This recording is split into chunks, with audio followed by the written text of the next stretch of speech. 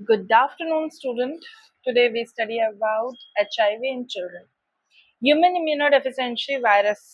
क्या होता है ये? ह्यूमन इम्यूनोडेफिशिएंसी वायरस किस ठीक है, ये एक वायरस है एड्स का जो कि आगे जाके acquired immunodeficiency virus syndrome create करता है। ठीक है, ये वायरस क्या करता है? डिस्ट्रॉय करता है किसको? सेल को। किसकी सेल को? इम्यून सिस्टम की सेल को, leaving them enable to fight infection and certain cancer. HIV in children for when real disease is due to transmission of HIV virus through placenta route from infected mothers। यहाँ पे HIV है जो children जो HIV in children क्या आता है? ये venereal disease है जो कि ट्रांसमिशन होता है HIV वायरस का प्लेसेंटा रूट के थ्रू। ठीक है, ये जो है ये एड्स का वायरस है और वायरल डिजीज कॉज करता है जिसके लिए T4 लिम्फोसाइट सेल जो होती है वो रिस्पॉन्सिबल होती है ह्यूमन इम्यूनिटी HIV के लिए। मतलब कि ये क्या करता है? प्लेसेंटा का जो बैरियर होता है ना, जो गर्भ में जो प्लेसेंटा अम्बिलिकल कॉर्ड जिससे जुड़ी होती है, वो क्या होता है? उस बैरियर को भी पार करके, ठीक है, T4 लिम्फोसाइट सेल इसके लिए रिस्पॉन्सिबल होती है। ये वायरस उसमें एंटर कर जाता है और उसकी वजह से जो इम्यून रिस्पॉन्स है वो क्या हो जाता है? सप्रेस हो जाता है। जो इसका ससेप्टेबल होस्ट होता है, मतलब जैसे कि किसी पर्सन को ये होने वाला है और उसके बॉडी के अंदर ये वायरस एंटर कर गया, तो ये वो क्या करेगा? वायरस क्या करेगा? उस पर्सन की इम्यून सिस्टम को, उस पर्सन की इम्यूनिटी को क्या कर देगा? सप्रेस कर देगा, राइट। और सप्रेस करने के बाद it leads to the opportunistic infection. ये क्या करेगा? अपॉर्चुनिस्टिक मतलब जो भी इसको अपॉर्चुनिटी को क्या बोलते हैं हिंदी में? जो भी इसको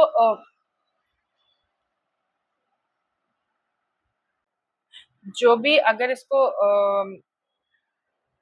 उम्मीद मतलब मिलेगी जहां से, मतलब जहां पे इसको कॉज होना होगा, इसको जहां से भी खाली दिखेगा तो ये उस चीज को पे इफेक्ट कर देगा। जैसे कोई भी इन्फेक्शन हुआ बॉडी में, फॉर एग्जांपल निमोनिया हुआ, तो निमोनिया को ये इतना बढ़ा देगा क्योंकि ये उसके लिए एक सरवाइव करने के लिए उम्मीद मिल गई इसको।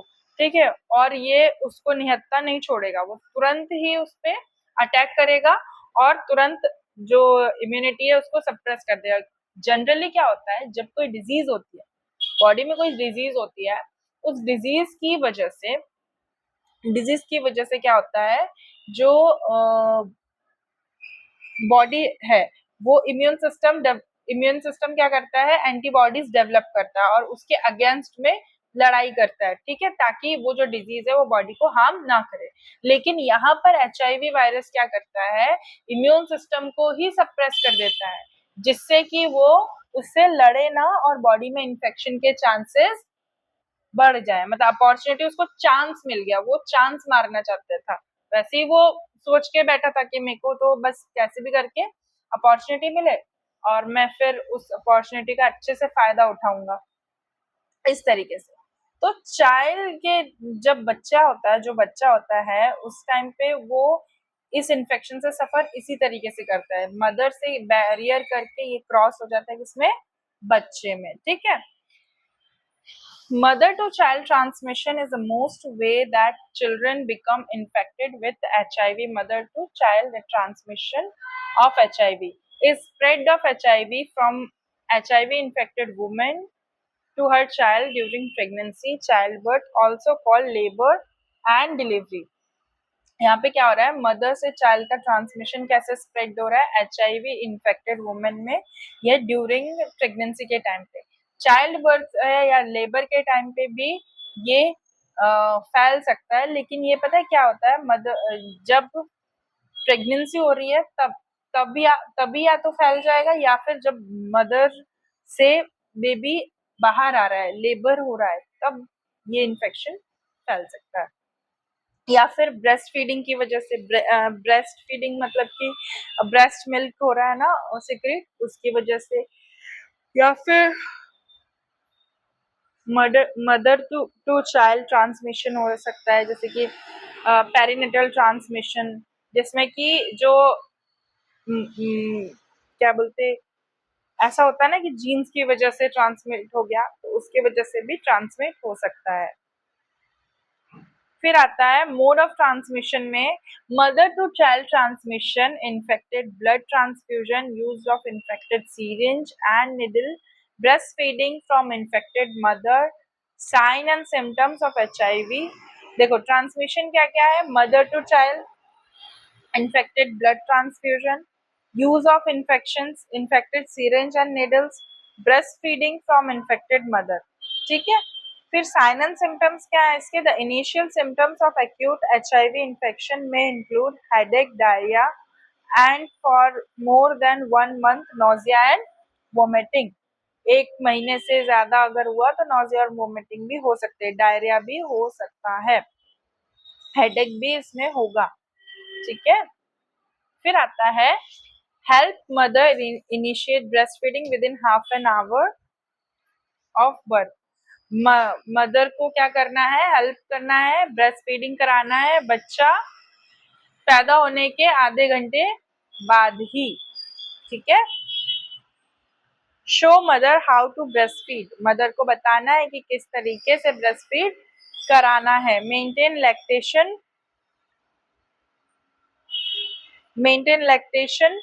even if they should be separated from their infant।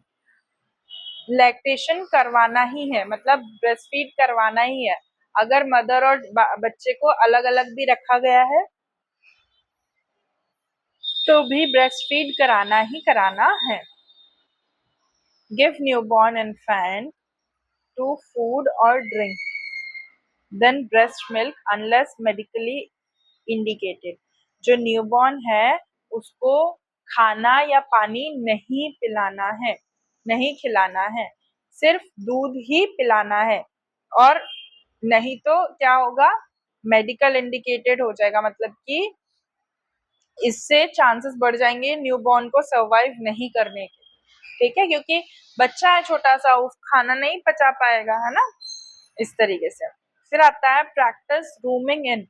Practice rooming in मतलब इसमें क्या होगा, बच्चे को रूम के अंदर ही रखना है और allow mother and infant to remain together for 24 hours.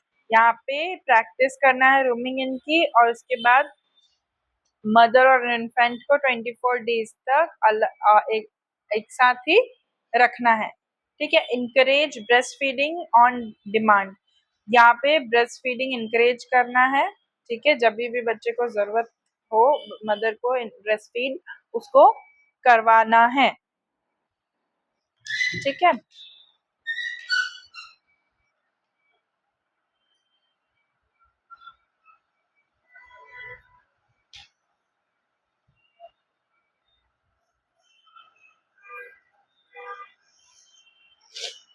उसके बाद आता है गिव नो आर्टिफिशियल टेस्ट और pacifiers also called dummies and क्या बोलते suitors to breastfeeding infant।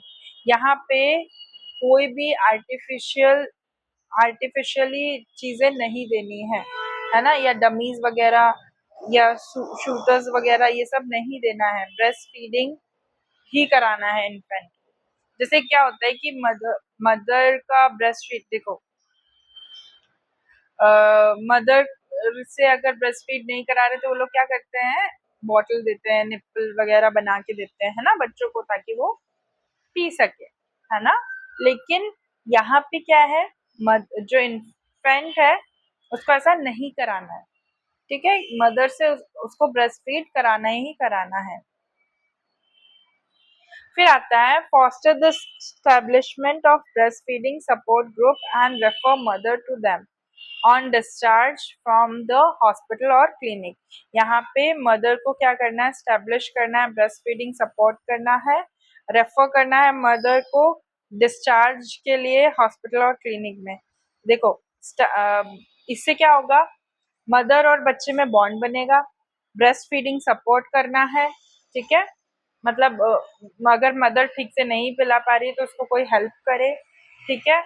और फिर बच्चे को वहां से मदर से डिस्चार्ज करवाना है, क्योंकि अगर मदर एचआईवी पॉजिटिव है तो बच्चों को हो सकता है, लेकिन ब्रेस्ट फीड तो करवाना ही पड़ेगा। ऐसा तो क्योंकि ब्रेस्ट फीड से बहुत सारी इम्यूनिटी बच्चों में ट्रांसफर होती है ना, इस तरीके से। तो एक बार ये सब रीड कर लीजिए, उसके बाद फिर हम आगे बढ़ते हैं।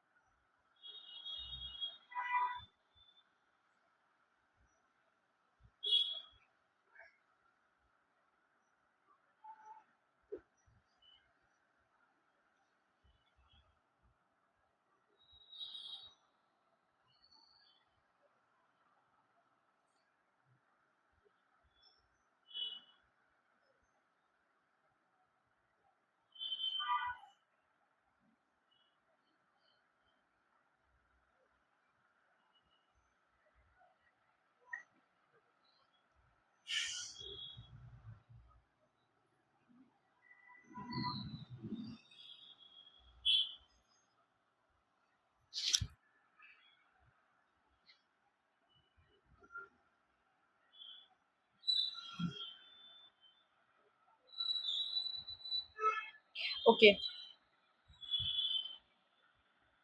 नेक्स्ट स्नैपशॉट में हम फटाफट देख लेते हैं हमने क्या क्या पढ़ा है। हमने एक्सक्लूसिव ब्रेस्ट फीडिंग के बारे में पढ़ा है, ठीक है। Should be given during 6 month of age, 6 महीने तक सिर्फ और सिर्फ ब्रेस्ट फीडिंग ही, एक्सक्लूसिव ब्रेस्ट फीडिंग ही करनी चाहिए। Breast feeding should be done at interval of 3 और 3 आवर्स, 3 से 3 घंटों के अंतराल में हमको ब्रेस्ट फीड कराना है। एवरेज 600 से 700 ml मिल्क सिक्रीट होता है इंडियन मदर में, जो कि सफिशिएंट होता है एक इन्फेंट के लिए, ठीक है। फिर आता है AIDS in a viral, supplementary foods जो भी है स्टार्ट करना है बाद में, जो कॉम्प्लीमेंट्री फूड्स जो होता है ना 6 महीने के बाद, मतलब मदर का ब्रेस्ट फीडिंग भी चलेगा और उसके बाद फिर 6 महीने के बाद वहाँ पे न्यूट्रिशनल नीड्स बढ़ जाएगी, उसकी डिमांड बढ़ जाएगी। फिर आता है AIDS is a viral disease caused by HIV virus. यहाँ पे एड्स एक वायरल डिजीज है, ठीक है, जो कि किसके थ्रू कॉज होती है, एचआईवी वायरस के through. AIDS leads to decrease in T or 4 lymphocyte cell responsible for human immunity. यहाँ पे AIDS क्या है, टी फोर लिम्फोसाइट सेल जो है रिस्पॉन्सिबल है ह्यूमन इम्यूनिटी के लिए, ठीक है। एड्स डिक्रीज कर देता है जो, ठीक है, इम्यूनिटी को डिक्रीज कर देता है, ठीक है। फिर आता है HIV is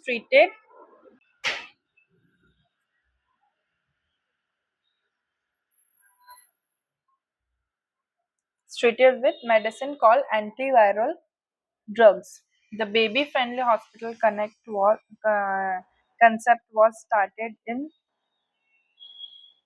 Akron, Turkey by WHO UNICEF in the year of 1991. ठीक है, कभी स्टार्ट हुआ था? देखो, HIV ट्रीटेड मेडिसिन एंटीवायरल और ड्रग्स भी देना है बच्चों को ताकि उसको HIV ना हो। The baby friendly hospital concept is started, देखो बेबी फ्रेंडली हॉस्पिटल जो स्टार्टेड हुआ इसका कंसेप्ट यूनिसेफ के अकॉर्डिंग 1991 में ये स्टार्ट हुआ था। 1991 में टर्की में एक अकरा नाम के एक व्यक्ति ने इसे स्टार्ट किया था, ठीक है। The baby friendly hospital concept was launching in the year of 1992 in India. अब ये जो बेबी फ्रेंडली हॉस्पिटल है, ये कंसेप्ट लॉन्च हुआ 1992 में हुआ, ठीक है।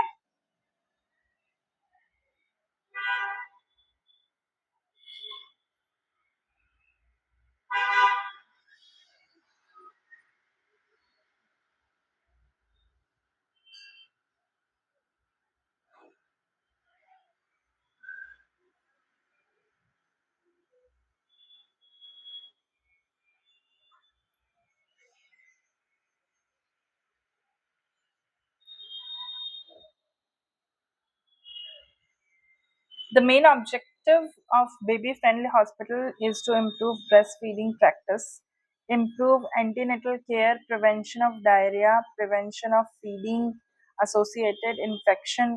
यहाँ पे क्या है, यहाँ पे जो बेबी फ्रेंडली हॉस्पिटल है, ये क्या हुआ, ये इम्प्रूव एंटीनेटल केयर की वजह से, prevention of diarrhoea, prevention of feeding associated, यहाँ पे बेबी फ्रेंडली हॉस्पिटल इम्प्रूव हुआ है ब्रेस्ट प्रैक्टिसेस के लिए, ठीक है। एंटीनेटल केयर प्रिवेंशन हुआ है, और फिर diarrhoea prevention of prevention form by feeding associated infection. यहाँ पे जो भी इन्फेक्शन रिलेटेड है, इसलिए बेबी फ्रेंडली हॉस्पिटल का लॉन्च हुआ कि जितने भी इन्फेक्शियस डिजीजेज हैं जो बच्चों को होने के चांसेस हैं, वो बच्चों का इलाज के लिए इस तरीके का WHO ने निकाला है, ठीक है। बेबी फ्रेंडली हॉस्पिटल का रोल यहाँ पे ब्रेस्ट फीडिंग प्रैक्टिसेस और इम्प्रूव करते हैं एंटीनेटल केयर को, जिससे कि डायरिया प्रिवेंट हो सके, है ना, और फीडिंग एसोसिएटेड इन्फेक्शन जो भी होते हैं वो भी ठीक तरीके से हो सके। तो ये सारा HIV इन्फेक्शन में बताया जाता है।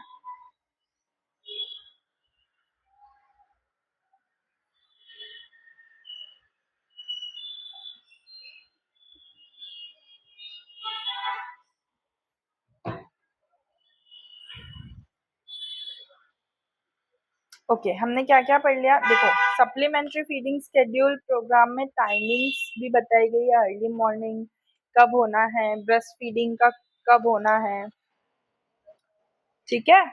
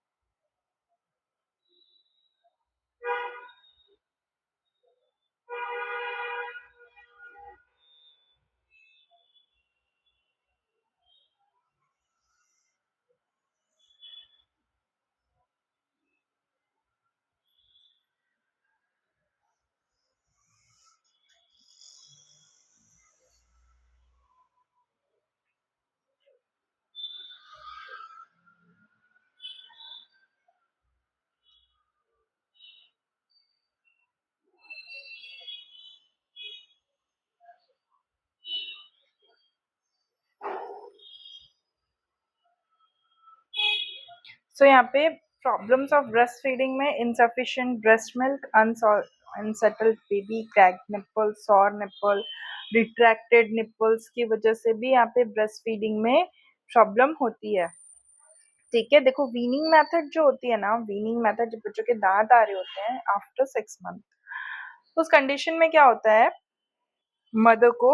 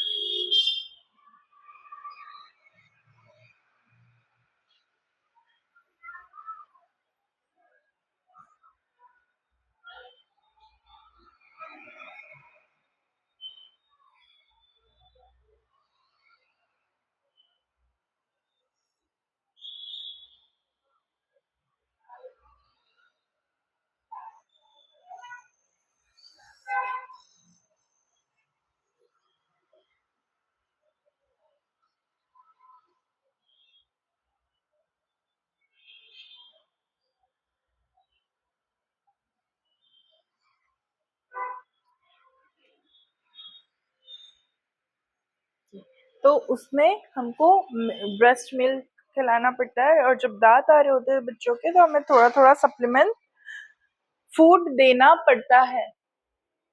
ठीक है, सप्लीमेंट्री फूड देना पड़ता है 6 से 8 मंथ के बेबी को। Okay, so class, that's it for today. If you are liking this video, please let me know in the comment section. और आप लोगों को अगर जो भी प्रोसीजर वगैरह की जो फोटो वगैरह पोस्ट की जा रही है उसको आप ध्यान से देखें, क्योंकि वो आपके बहुत काम की चीज़ें हैं। आपको पता होना चाहिए कि किस तरीके के प्रोसीजर्स होते हैं और किस तरीके का क्या चीज़ होती है, जिससे कि आपको समझ में आएगा धीरे धीरे करके। ठीक है,